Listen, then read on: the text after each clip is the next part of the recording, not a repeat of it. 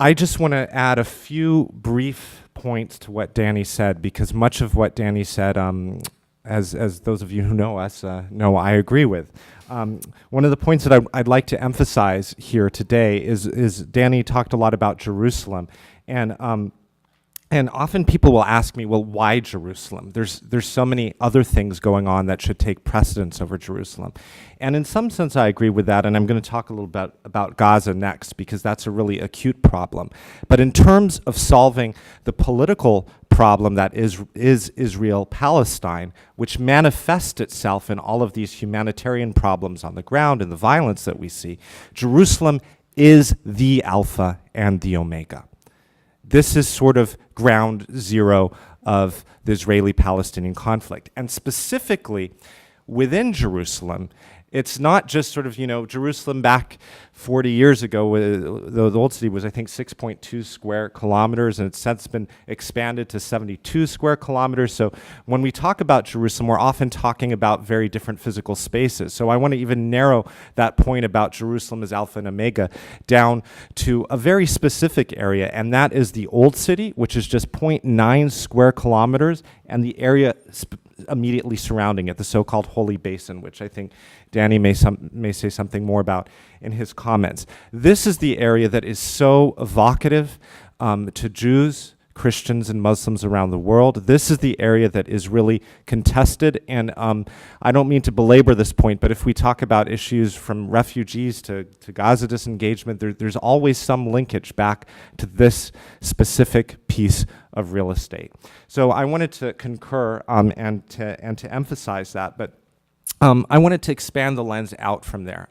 As some of you who know me know, in a previous life I was a lawyer working on the negotiations, advising the Palestinian leadership, living in Ramallah. And so my expertise sitting next to someone of Danny's caliber is less about the specifics of Jerusalem, although I'm happy to engage those questions, but sort of the larger issues in which Jerusalem is contextualized. So I just wanted to make 2 points. We have announced these proximity talks, and I'm hopeful that they will lead to something, although I share Danny's skepticism. I'm hopeful that the political calendar may not be in anyone's favor right now, considering that we have midterm elections coming up in the fall, and for the proximity talks to result in actual negotiations, and negotiations that produce more than hot air, we need sustained U.S. engagement. That's a sine qua non. That is a necessary, though insufficient, condition for peace.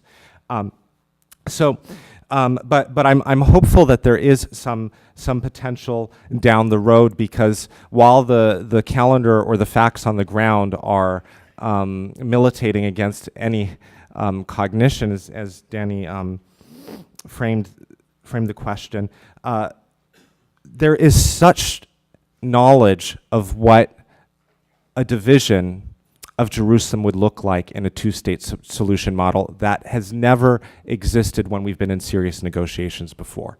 I was an advisor to Hanan Ashrawi. I was just an intern at the time during Camp David, when I think was the real last time there were negotiations on the table that people were hopeful would produce an immediate result. And you didn't have the same sort of knowledge of what Jerusalem could look like, what it should look like at the level of the negotiators, and certainly you didn't have buy-in from publics around the world. So that's a key reason for hope.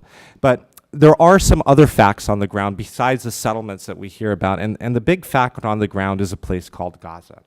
And I want to raise Gaza because Gaza, to me, is this acute problem that doesn't necessarily relate to the core of the conflict sort of explicitly. It's physically separated, but Gaza is not in a holding pattern. Gaza is fundamentally deteriorating. And whatever happens in Jerusalem, whatever happens with the disposition of Jerusalem, will necessarily be affected by Gaza. So Alpha Omega is Jerusalem. All roads lead to Jerusalem. One of those roads begins in Gaza.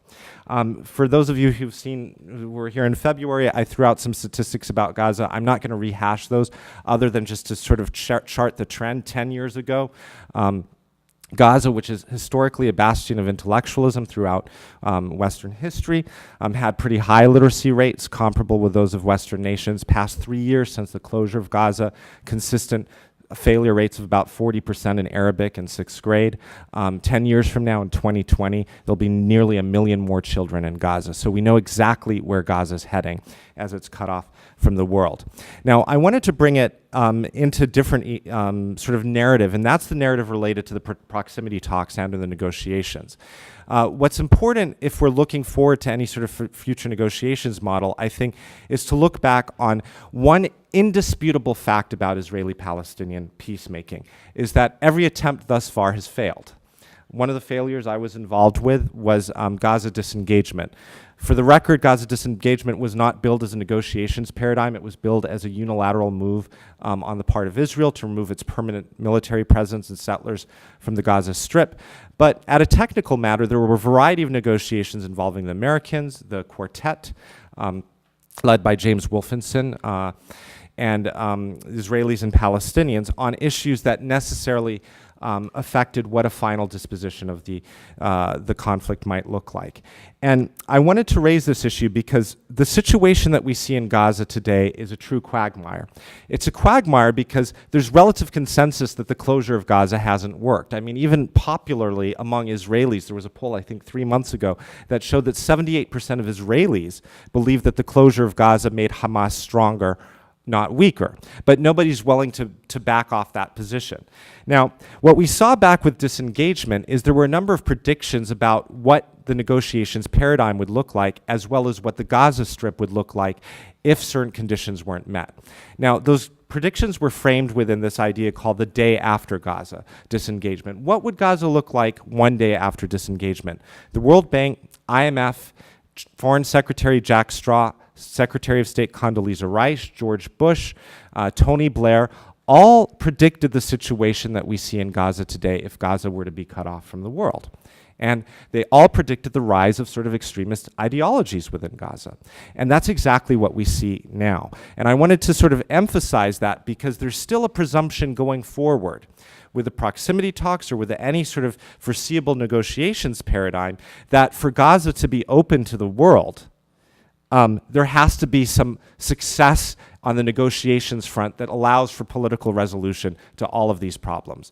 I want to suggest that that presumption or that assumption is not just injurious to the potential success of any future negotiations, but it is promoting the deterioration of the Gaza Strip in such a way that will continue and necessarily destabilize the entire region, including Israel's security interest, those of the Palestinian Authority, Egypt, and neighboring Arab states for many, many years to come, unless that situation is addressed today. The bad news is I like to come with very practical recommendations. I don't have any on this issue because it relates to opening up Gaza to the rest of the world. And the way that the political issues have been framed now is that's just practically not going to happen anytime soon. But I would feel sort of disingenuous and dishonest if I were going to come in and talk about Jerusalem and proximity talks in any sort of form and not mention the issue of Gaza, because it is that critical. It's a choice what's happening in the Gaza Strip today. We know where it's heading, and where it's heading is not good for anyone.